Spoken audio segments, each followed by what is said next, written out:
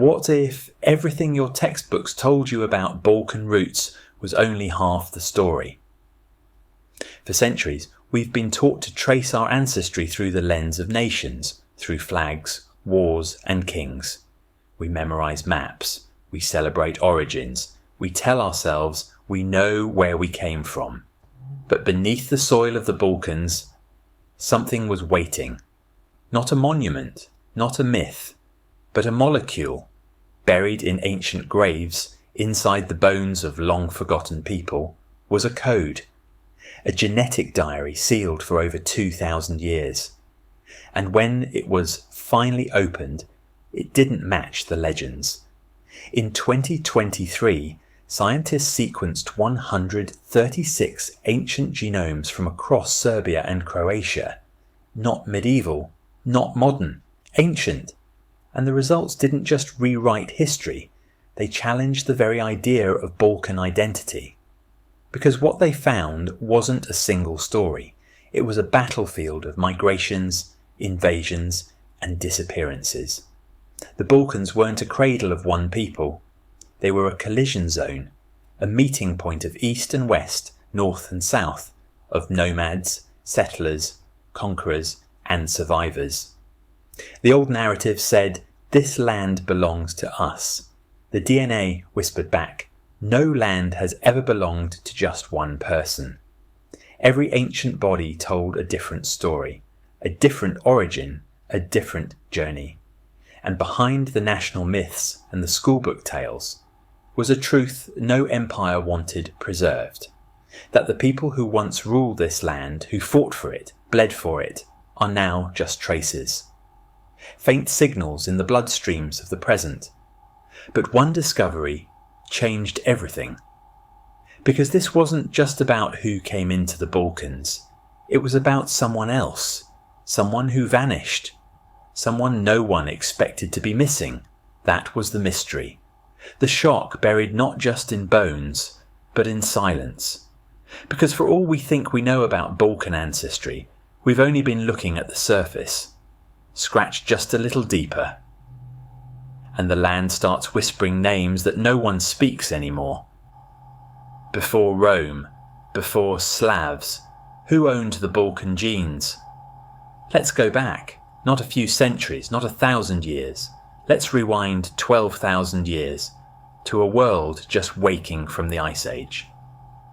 The Balkans weren't nations then. They were forests, rivers, and caves, alive with the footsteps of people who left no words behind. Only bones and bloodlines. Inside those ancient remains, recovered from the Iron Gates region along the Danube, scientists found something astonishing.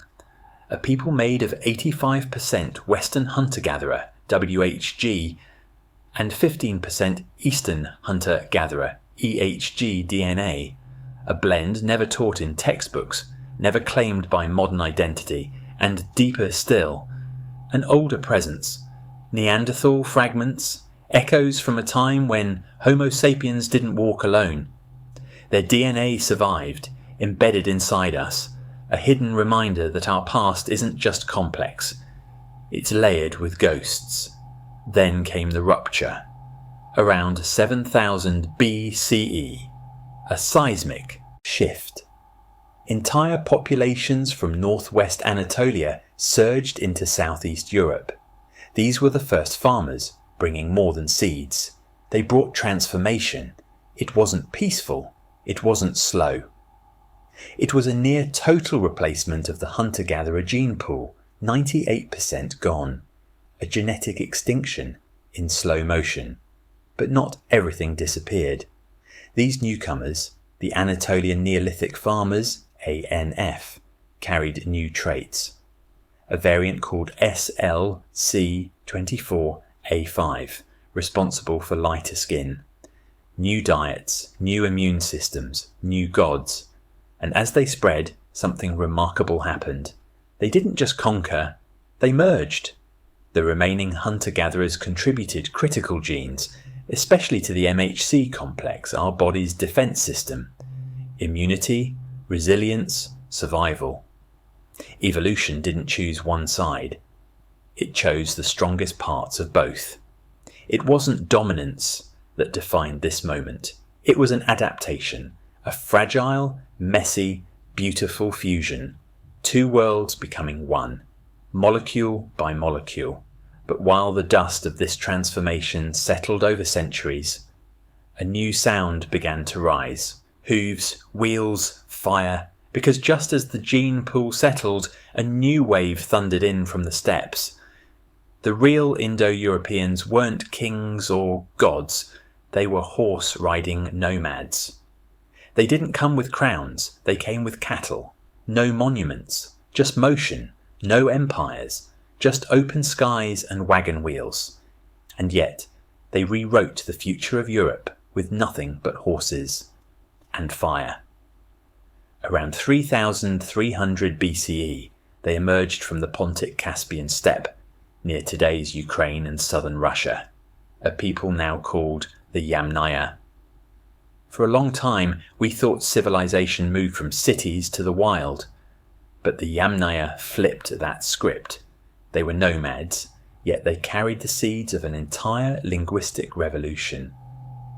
Their DNA, wild and raw, was a 50-50 blend of Eastern hunter-gatherers, EHG, and Caucasus hunter-gatherers, CHG. Scientists call this mix the Western steppe herder ancestry. But this wasn't just about genes, it was about technologies that travelled in blood. They brought the wheel, they brought wagons, they brought the first domesticated horses, and with them speed, movement, warfare, trade, power. They thundered into the Balkans, not to destroy but to blend, to reshape. They fused with the Anatolian farmer descendants who already lived there, and together they gave birth to the tribes we'd one day call Thracians, Illyrians, and the earliest Greeks. And the echo of that mixing still beats in Balkan blood today.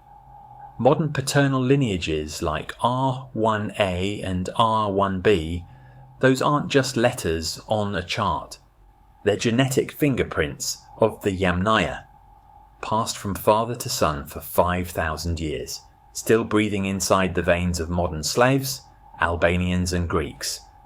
But here's the twist that no one saw coming. For all their firepower, the Yamnaya didn't conquer with armies, they conquered with culture. They changed language, changed identity, without building a single city. But in the next era, power shifted, not through invasion, but through illusion. The Romans conquered the Balkans, but didn't leave their DNA. That illusion was Rome. It looked like conquest, it felt like dominance, roads, cities, aqueducts, Latin, law. Rome didn't just arrive, it stamped its name on every stone. From Dacia to Dalmatia, the empire carved its presence into Balkan soil. But when geneticists opened 136 ancient graves from the 1st to 7th century CE, they didn't find Roman blood. They found a void. 0 traces of Iron Age Italian DNA. Not in Serbia, not in Croatia, not even in elite burials. It's a paradox. Rome ruled this land for centuries, yet it left no biological legacy. So what happened? Rome, unlike the Yamnaya, didn't transform the gene pool. It transformed the mind, the language, the identity, but not the blood. The empire ran on assimilation, not replacement. Its armies weren't filled with men from Latium. They were filled with locals, Balkanians, Anatolians, Syrians, Armenians, even Nubians. Rome wasn't a nation, it was a machine, and that machine was fed by movement. In Viminacium, a thriving Roman city in modern-day Serbia, archaeologists uncovered a double burial, a Balkan-born man, and beside him, a woman from Anatolia. Married, buried, united under Rome, but never from Rome. This wasn't an exception, it was the rule. Genetic analysis shows a large influx of Anatolian ancestry during the imperial period. These weren't conquerors, they were migrants, traders, lovers, soldiers, integrated, but not Italic. Even more startling, In one Roman necropolis they found a boy, just 16 years old, buried with Roman oil lamps marked with the imperial eagle. His DNA 100% East African. His diet? Marine-based, from a coastline far from the Danube. How did he get here? Trade route? Enslaved? Enlisted? No one knows. Rome didn't build ethnic borders, it built highways. And those highways brought the world in, not to colonize, but to live and die. But that empire, vast and diverse, couldn't hold forever. But just as the empire faded, a new tide was rising from the east. One of the biggest genetic makeovers in European history began in silence. No fanfare, no empire, just forests, rivers, and movement, slow, steady, unstoppable. As Rome crumbled in the 6th century CE, a new force began to fill the vacuum. Not with swords, but with families, with wagons, with generations. The Slavic migrations, long debated by historians, weren't raids. They were resettlements, entire communities moving west and south out of Eastern Europe, passing through the Carpathians and into the heart of the Balkans. And when scientists analysed ancient DNA from the region, particularly from studies published in Cell 2023 and Nature 2024, the numbers told the story clearly. 30 to 60%, that's how much Slavic genetic ancestry exists in the modern Balkan gene pool. This wasn't a cultural takeover. This was demographic transformation. By comparing pre-6th century skeletons to those after 700 CE, geneticists found a sharp, undeniable shift. Serbia shows the highest integration, with up to 60% Slavic DNA. Croatia, North Macedonia and Bosnia follow close behind. Even Greece, though linguistically different today, carries a 20 to 30% Slavic ancestry signature, especially in its northern regions. And this reshaping wasn't temporary. It permanently altered the genomic architecture of Southeast Europe. The Slavic Y-DNA haplogroups, especially R1a and I2a, spread across the peninsula, still dominant in modern populations.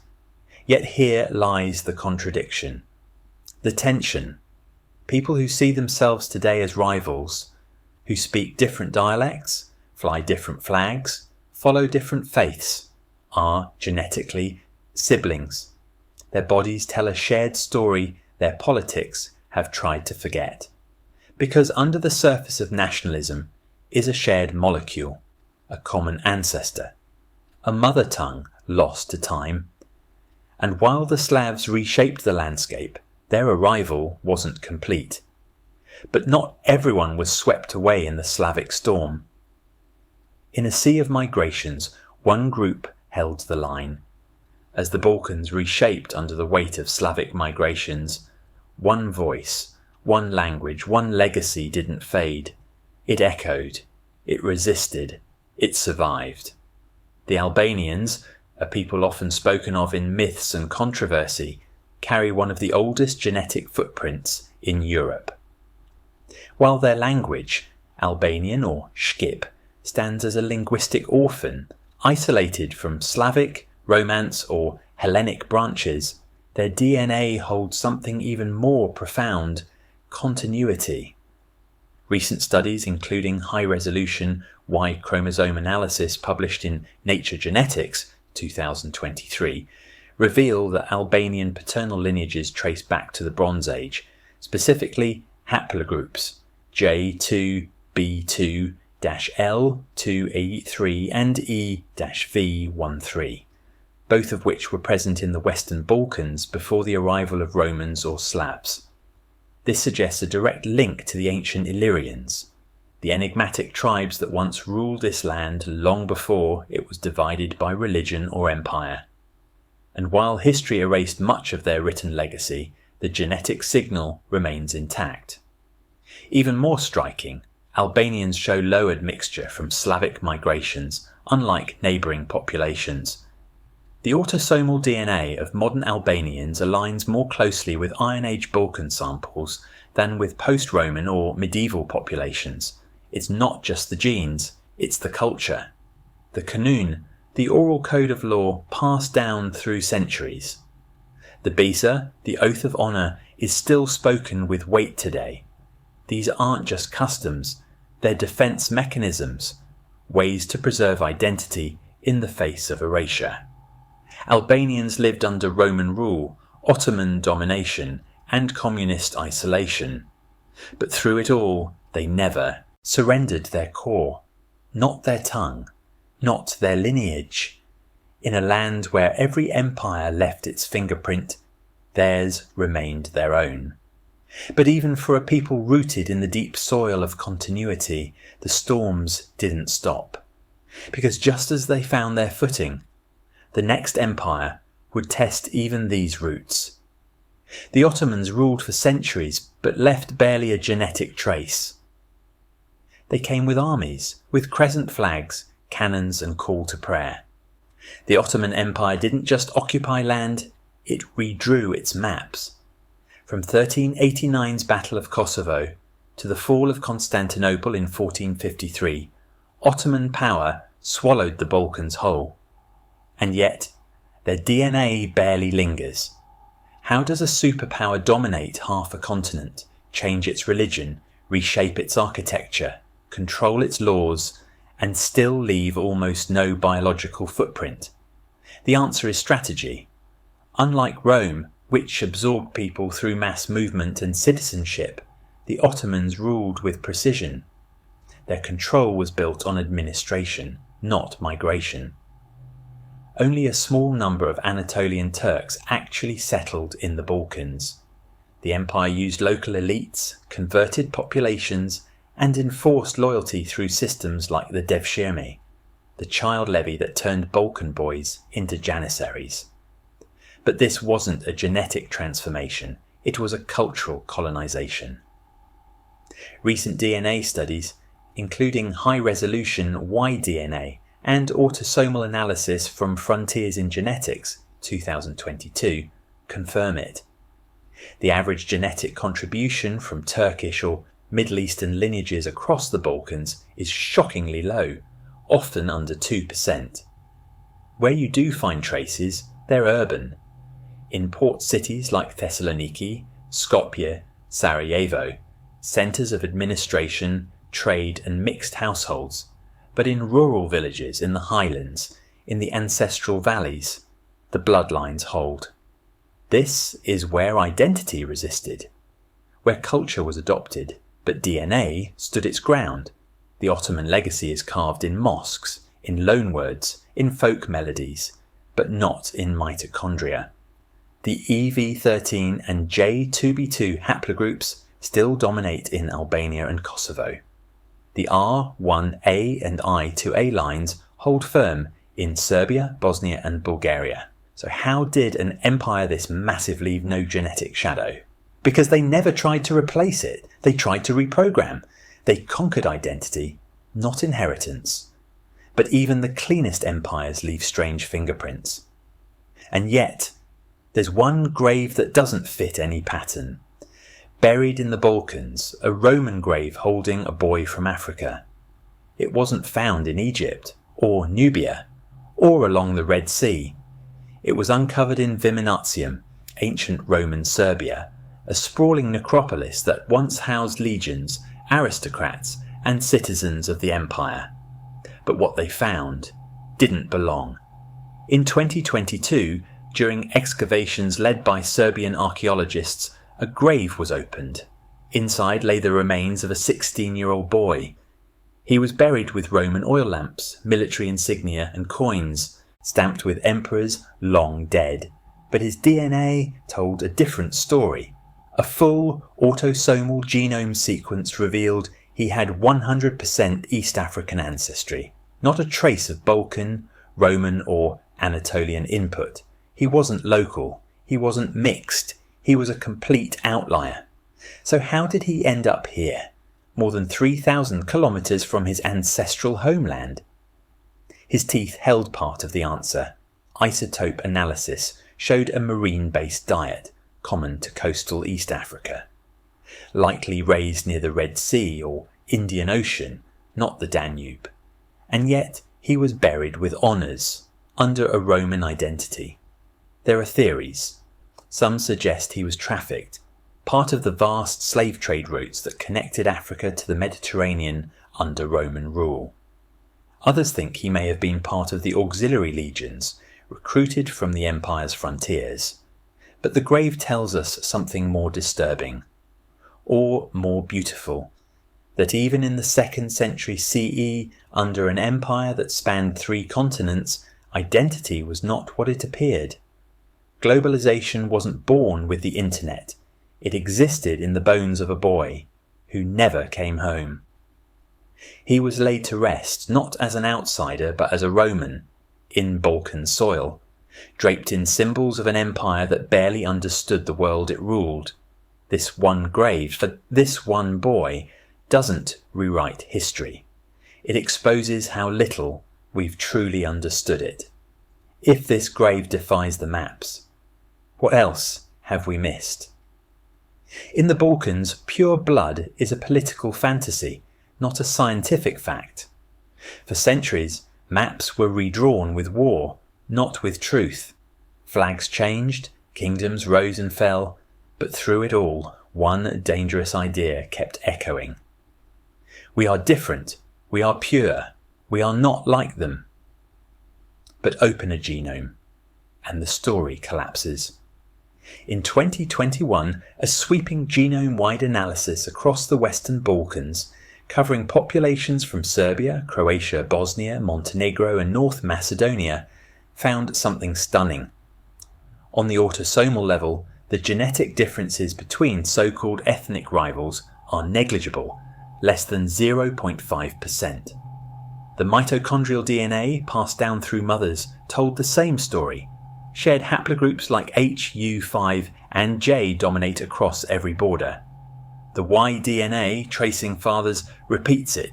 R1A, I2A and E1B1B appear across supposed national divides. These are not ancient enemies, they are genetic siblings. And yet, myths persist. One community claims descent from noble Roman colonists, another from heroic Slavic warriors, another from mysterious Thracian bloodlines. But science refuses to choose sides. The data tells us the Balkans are not a mosaic, they are a braid. History was messier than politics allowed. People married, migrated, merged, languages shifted, religions changed, but the DNA remained entangled. A Croat and a Serb may speak differently, pray differently, even carry generational trauma. But their genomes tell the same story, and maybe that's why the truth was buried. Because identity in the Balkans is sacred. It's passed through lullabies, not labs, through loss, through blood spilled, not blood tested. But what if we looked at each other through biology instead of borders? What if this shared code wasn't a threat, but a chance? Because when science removes the masks, it also shows the scars, the shared scars. And yet, the Balkan identity crisis doesn't stop here. But if blood doesn't separate us, what truly does? Inside our cells, the Balkans still remember every migration, every fire, every survival. Beneath the politics, beneath the flags, beneath even the graves, there's something else that remembers. Something older than any anthem. It's not in the monuments, it's not in the textbooks, it's in the molecules.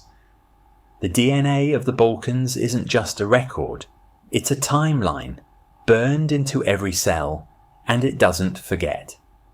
It remembers the Western hunter-gatherers stalking wild game along the Danube 12,000 years ago. It remembers the Anatolian farmers arriving around 7000 BCE, planting seeds that changed more than just diets. They changed entire bloodlines. It remembers the thunder of the Yamnaya, who came galloping from the Pontic steppe around 3300 BCE. bringing horses, wheels, and R1b and R1a lineages that still echo in Balkan surnames today. It remembers the fusion, not destruction, of those peoples, resilience through merging, strength through chaos. The Slavic migrations, the Anatolian currents, the Roman roads that carried people more than empires, each left a layer, and yet none erased the ones before. Our cells became a palimpsest, an ancient manuscript overwritten by new hands, but never fully wiped clean. Every layer is still there, faint but permanent. Look close enough, and you'll see the scars of plagues, the fingerprints of climate shifts, the shadows of wars not even written down, and somehow, all of it survived. Not as dominance, not as purity, but as an adaptation, as for endurance, as memory in molecular form. We talk about heritage like it's a birthright, but maybe it's more than that. Maybe it's a conversation, whispered across centuries, stitched into our skin, echoing inside every heartbeat. You, me, we're not just descendants. We're participants in a chain so vast it can't be owned, only carried. But the Balkans aren't done speaking, because just when we think the past has finally been mapped, and in one hidden cave, a new DNA mystery awaits. A new genome was just sequenced. It doesn't match anyone we've seen before. The cave had no name, just shadows, silence, and secrets untouched for millennia. Deep inside the limestone heart of southeastern Bosnia, researchers recently uncovered skeletal remains untouched since the Neolithic twilight. A child, buried alone, curled beside burned bones and stone tools, older than any Slavic carving, older than the Roman roads, older than memory itself. In early 2025, the genome came online, and everything changed, because what the scientists found wasn't Anatolian farmer, it wasn't steppe herder, or Slavic migrant, or even Iron Gates Mesolithic. It was something else. The genome carried unknown markers, fragments of a previously undetected population, a ghost lineage, a people not catalogued in any known migration, no matching Y-DNA or MAT-DNA in any current Balkan or European database. This person, this child, may have belonged to an entire culture that vanished without a name, a pre-Anatolian remnant, a refugee group isolated during the farming expansion, or an archaic offshoot that somehow survived longer than anyone imagined. Even the dietary isotopes defied expectations, showing marine proteins far from the coast, stone tools that matched no known cultural industry, and red ochre painted in a ritual spiral, glowing faintly under UV. One child, one burial, and 1,000 questions. What language did they speak? What gods did they whisper to in the dark? What bloodline did they carry that none of us do now? Geneticists have named it, for now, Balkan X. And as we wait for the peer-reviewed paper, one thing is clear. The story of Balkan DNA is not done. It never was. Because just when we think we've mapped every chapter, another page turns itself. This isn't the end of the story. It's just the next chapter in the DNA of us all.